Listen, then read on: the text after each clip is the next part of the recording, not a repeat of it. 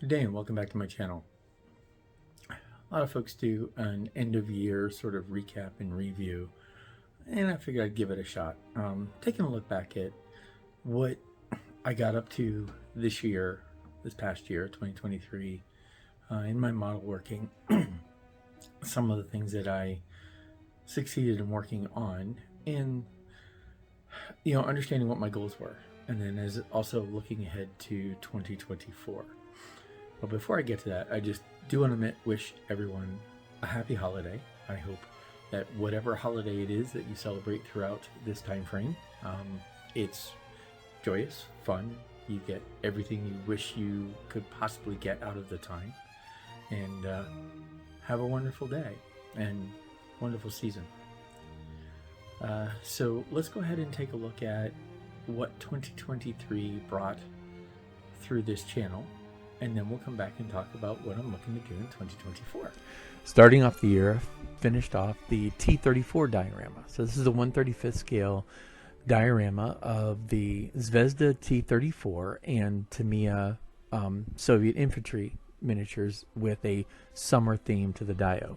I did get a couple comments about how the T34 wouldn't be buttoned up if the commanders were walking in front because they'd be ready to shoot, and so the commander wouldn't be anywhere near the muzzle, etc. But this was layout for visibility, just for coolness. The interior of the T34 didn't display well, but it was fun. So I had a great deal of time, a whole lot of fun doing the diorama and doing the scenery, which was really what this was all about. And that finished off the Soviet armor through the series, or through the Seasons series. Next up was the Italieri duck boat, and this was modified to mimic the Pittsburgh Just Ducky tours. Pittsburgh used to have duck boat tours. They no longer do, and I took that ride once, and we rode Northside Nelly. This was fun, doing the whole customization to rebuild the entire inside. All of the passenger space was pretty much customized. The having to print all of the extra markings and everything. It's not 100% accurate, but it's close, and it looks good on my shelf. And it's a nice reminder of that time when we still had the Just Ducky tours. It was fun. It was a great project to play with. Next up is the 1/72nd scale Revell Babylon 5 Star Fury. Now, I have a friend of mine who wanted that done, or who wanted a Star Fury, and I've had this model for decades.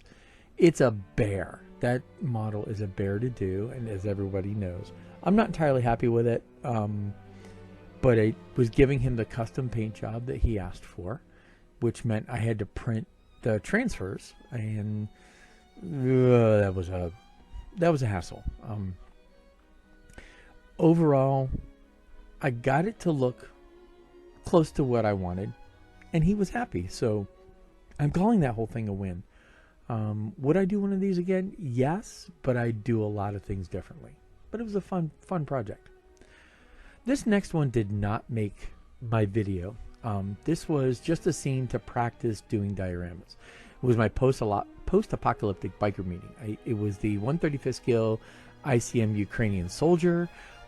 It has the Zvezda Soviet motorcycle M72 that sees to it in the front. In the back, you have Masterbox figure Zombie Hunter, and it's on a Tamiya British BSA motorcycle 1/35th scale. And this whole thing was just me practicing my figure painting, practicing customizing models to fit a theme that I was after. And it was just, when I saw the Masterbox miniature of the Zombie Hunter, I just saw some kind of theme here. And you can kind of see, it's like, hey, you back off, and it's like, I'm going down, you go, right? It was fun. It tells a story. That's what I was after. I played around with building custom stuff on it, and that was what I was looking to play for. So next up is the Hobby Boss 1/48 scale A10. Love the A10. Absolutely adored it. I did the exposed engine. I mucked up. I put the engine on the wrong side. The interesting side of the A10 is the side you climb up on. I should have opened up the cowl on that same side. That was a mistake. The paint scheme was okay. The coloring of it was okay. I learned some things about shading. I learned some things about panel work on this one. I like it. It was fun to do, and I learned things, which was the real key on this one. And I now have an A10 sitting on my shelf, which was really the important thing for me. This also marked my switch into doing more 148. Speaking of which, back to 135th, this is the Zvezda SU-25, and I did this one in Ukrainian markings. Did some research on different marking styles and so forth. I liked this white and tan camo. A lot of the Ukrainian SU-25s are really worn. They've got chips. They've got fading. You can see I replicated the fading in different places of it. These things have been painted like 50 different times. It was a fun build. The cockpit was nice.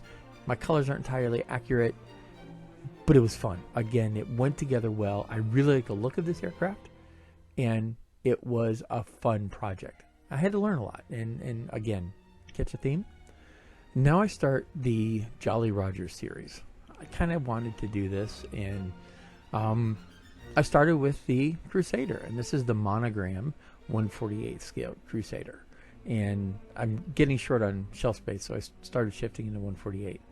This was an old kit back in the 80s, I think. It was fun. The transfers didn't fit. That was a problem. So I ended up doing some modifications, getting things to mostly work. They overall were okay. They weren't perfect. Again, learned a lot. Notice the theme here, learning a lot. I had fun weathering it. I had fun really getting this to look, and it looked a whole lot nicer than I really expected the Crusader to be. Then I went to the Tamiya 148 scale F14. I absolutely hated the 132nd scale F14. I loved this kit.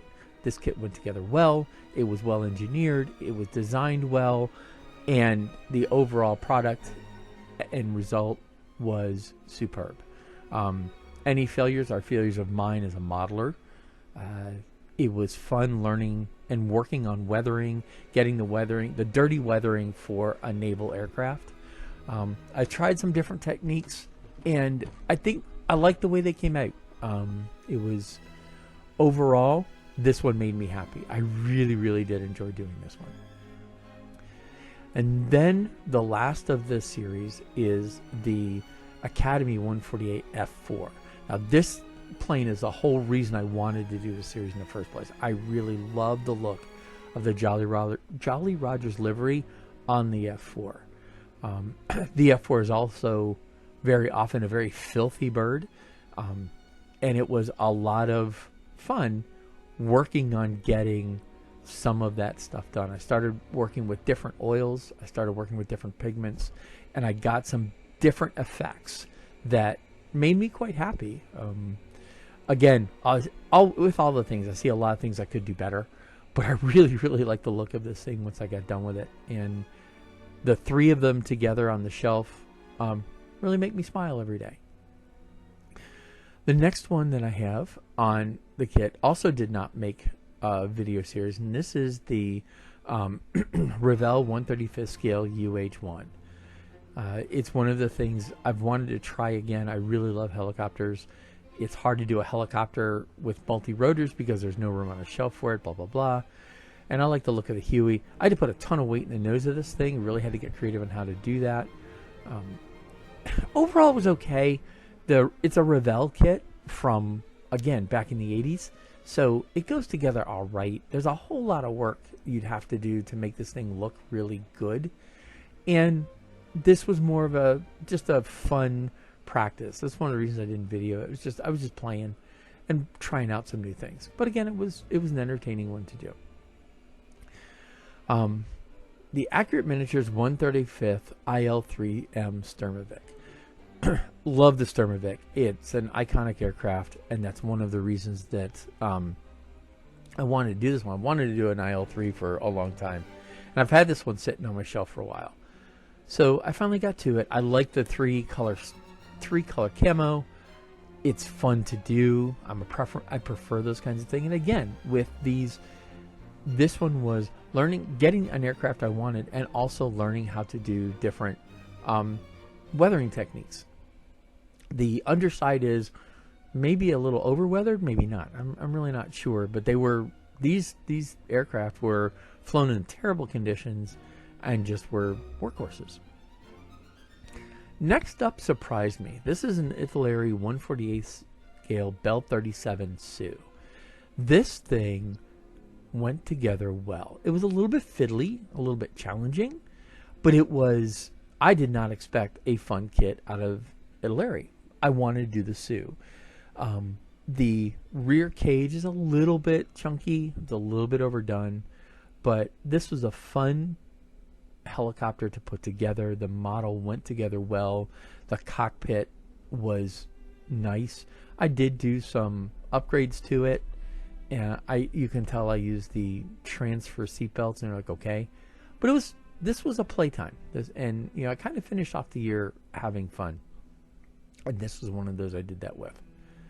Next up is a nostalgia build. This is the 1/72nd scale Eagle 1 transporter from round 2. I have a bunch of the old Fun Dimensions from back in the 70s, and one of them actually survived. I did the 148 scale Eagle. I wanted to do the 1/72nd scale Eagle to go along with it. This is engineered very much like that. It goes together a dream. The fit is exceptional. There are mold lines to clean up, and that's my only gripe about this. And that's a sci-fi model thing that happens. You're going to see that a lot. But this was fun. And my final kit of the year was the corresponding Hawk, and this is the Mark 9 Hawk, also 1/72nd scale from round 2. I did build custom landing gear for it, more as a test bed to see if I could and where they would go, because I do have the 148 scale Hawk on my agenda for next year. And I do want to do nice looking landing gear for that. This was fun. Putting this together, again, it went together well. You have to be creative on this one, right? And I say so in the series. You got to think, you got to look at how you do it. But overall, it was a dream build, and this was nostalgia, right? I'm a child of the 70s, and I grew up with Space 1999 and Star Trek and stuff, and I'm loved the look of these two models sitting side by side. And this was a good way for me to finish out the year, just having some fun, doing some playtime, and learning a few things while I was doing it. And that's what this hobby's all about. So that was 2023. What does 2024 hold? Honestly, I don't know. My work life has been absolutely insane, and I expect that is not going to change, although I am hoping to reset some priorities and get some of those to be a little more toward what I'm after. At least get me some time to do things that are good for me and in my spirit. So I do have a couple of big projects on the agenda, things that I would like to try. They are going to be skill stretching and challenging, but you know what? If you don't try them, you never get anywhere. So one of them is to work on the Death May Die Cthulhu miniature. And I say miniature in quotes because it's like 2 feet tall.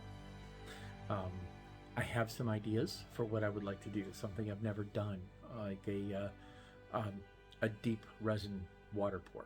Never done one, and I would like to work that into this one. I would like to make it lighted. I would like to make it a diorama, a scene. I have absolutely no idea where the thing's going to end up when I'm done with it, because it's going to be almost a 2 foot by 2 foot square footprint. But we'll go crazy off that bridge when we get there. A couple other projects I have on my list that I would like to do. I will do some more sci-fi stuff. I know I have the 48 scale Hawk, and I have a couple things there, and I intermixing in some fun and that's sort of a low stress kind of thing. It's more to practice with some skill set. That one's going to have some custom scratch building and things like that. I do have a couple of helicopters on my list that I'd like to do. But I think this year it's going to be a matter of letting the moment take over. Almost always I have multiple projects going at one time. I say I have like 5 workbenches, and it's pretty much accurate. There's 5 spaces in my workshop that I can work on different things, and at least 2 of them are in a different art form. Another art form that I do is 2-dimensional in presentation. But there's at least 2 or 3 modeling things that I have going at the same time. So we're going to give those a shot. See where we go. For those of you who enjoy following what I'm doing, again, I'm going to, please feel free. Give me suggestions. What would you like to see? What would you like to see from me? What would make my channel entertaining for you? Essentially, I go through the model building experience as it works for me, and I'm still limited with some of the way I can shoot. It's difficult for me to shoot what I do while I'm doing it, just because I haven't really figured out the way to get the camera to look at what I'm doing.